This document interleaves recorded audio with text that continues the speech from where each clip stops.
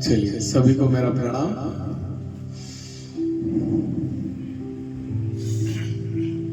जब हम अपने लिए कुछ चुनते हैं, जब हम अपने लिए कुछ चुनते हैं तो श्रेष्ठ चुनते हैं, और जब हम अपने प्रभु पर छोड़ देते हैं तो प्रभु हमारे लिए सर्वश्रेष्ठ चुनते हैं।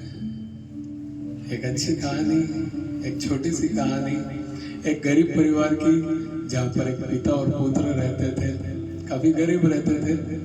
जो उनका पुत्र होता है उसको बादाम खाने का बहुत शौक होता है। एक दिन उसके पिताजी 2 कटोरी हलवा बनाते हैं और हलवे में एक कटोरी के ऊपर 2 बादाम लगा देते हैं हलवे के ऊपर, और एक कटोरी जो रहती है उसके ऊपर कोई बादाम नहीं दिखती है।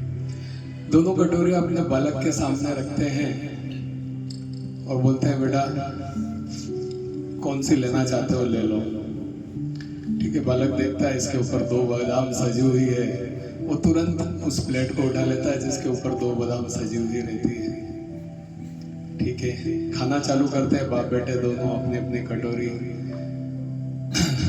उसको तो 2 ही बादाम निकलती है क्योंकि 2 बादाम ऊपर लगी हुई रहती है, लेकिन जो फादर की जो हिस्से में कटोरी आती है उसमें बादाम दिखती तो नहीं, पर अंदर 4 बादाम निकलती है। लड़का ये बात देखता है तो उसे बड़ा दुख होता है कि यार मैंने क्यों ये चुन ली यार, इसमें तो 2 ही बादाम थी और पापा वाली कटोरी में तो 4 बादाम निकली। तो उसको बड़ा दुख होता है, बड़ा गुस्सा आता है। तो उसके फादर उसको समझाते हैं कि जब भी हम अपने स्वार्थ से कोई काम करते हैं तो हम जीत कर भी नहीं जीत सकते उस चीज को। ठीक है, और जो दुनिया में बहुत सारी चीजें ऐसी हैं कि जो दिखती हैं पर जरूरी नहीं कि वो वैसी हो।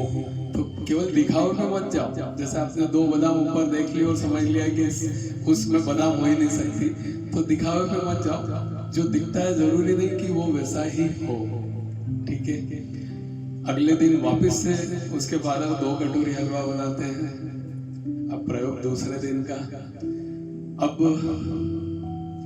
वही 2 बादाम एक कटोरी में हलवे के ऊपर लगाते हैं और एक में नहीं लगाते हैं, और बच्चे को बोलते हैं कि चलो चुन लो अपनी कटोरी, कौन सी कटोरी लेना चाहते हो। तो इस बार लड़का क्या करता है, फट से जिसपे बादाम नहीं लगे होते हैं वो उठाता है, क्योंकि उसको लगता है हो सकता है इसके अंदर कल 4 निकली थी तो आज भी निकलेगी। तो वो उठाता है, दोनों खाना चालू करते हैं। उसके तो 2 बादाम आ ही जाती है पापा को, तो अब ये पूरे हलवे में हलवा खा लेता है लेकिन एक भी बादाम नहीं निकलती। तो फिर नाराज होता है, फिर गुस्सा आता है कि यार आज तो 2 बादाम भी नहीं मिली, वो भी पापा के हिस्से में चली गई। फिर नाराज होता है तो उसके फादर फिर समझाते हैं कि ठीक है, हम गलतियों से सीखते हैं, है ना, कि mistake are painful when they are happen, the after the long time the collection of mistake is called experience.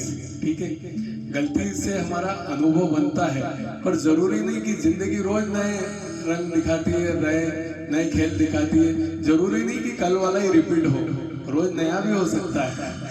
इससे हमें ये शिक्षा मिलती है कि रोज ये नया भी हो सकता है। जरूरी नहीं कि कल इसमें 4 बादाम निकले तो आज भी 4 निकलेगी। तो जीवन में रिपीट हो आपके साथ घटना जरूरी नहीं है, इसलिए अपने दिमाग का इस्तेमाल भी करना है अनुभव के साथ साथ। ठीक है, अब प्रयोग का तीसरे दिन फादर वापस से 2 कटोरी हलवा बनाते हैं और कटोरियां सामने रखते हैं। अब चूंकि 3 दिन हो गया था लड़के को, तो बहुत कुछ बातें वो समझने लग गया था, सीखने लग गया था।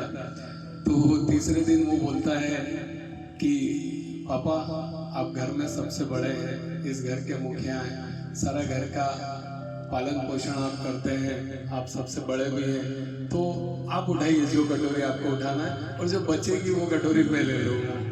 ठीक है, तो उसके फादर वही 2 बादाम लगी हुई कटोरी को उठा लेते हैं, और जो बिना बादाम लगी हुई कटोरी उस बच्चे के हिस्से में आ जाती है। जब दोनों खाना चालू करते हैं तो इस बार जो लड़का होता है उसके हलवे में 8 बादाम निकलती है। लड़का बड़ा खुश होता है, बड़ा प्रसन्न होता है कि आज तो 8 बादाम मिल गई। उसके फादर फिर उसको समझाते हैं कि देखिए आज तुमने स्वार्थ को छोड़ दिया, आज तुमने क्या कहा पिताजी, आप पहले वो ले लीजिए, जो आपकी इच्छा हो, जो बचेगा वो कटोरी में ले लूंगा। तो जब तुमने स्वार्थ को हटा दिया और दूसरों के बारे में सोचा तो क्या परिणाम मिले? 8 बादाम मिली। तो इस कहानी से यही शिक्षा मिलती है कि जब हम अपने लिए कुछ चुनते हैं तो श्रेष्ठ चुनते हैं, लेकिन जब हम भगवान के ऊपर छोड़ देते हैं तो भगवान फिर हमारे लिए सर्वश्रेष्ठ चुनते हैं। यही इस कहानी का सार था। इसलिए सब कुछ, एक तो दूसरों की मदद करें, दूसरों के बारे में सोचें, आपका भला अपना आप हो जाएगा, ठीक है। पर लोग क्या होता है, बस स्वार्थ, मैं बस मैं सब कुछ खत्म हो जाता है। जहाँ दूसरों के सोचेंगे आपका भाग्य बदलेगा। एक बहुत सुंदर भजन करेंगे और आज इस भजन की एक विशेषता रहेगी कि आपको मैं प्रभु श्री राम के दर्शन कराऊंगा, ठीक है। तैयार है सभी? सभी का ध्यान मेरी तरफ रहेगा। 100% आज आपको दर्शन होंगे, इस बात की गारंटी है। चलिए तो शुरू करते हैं।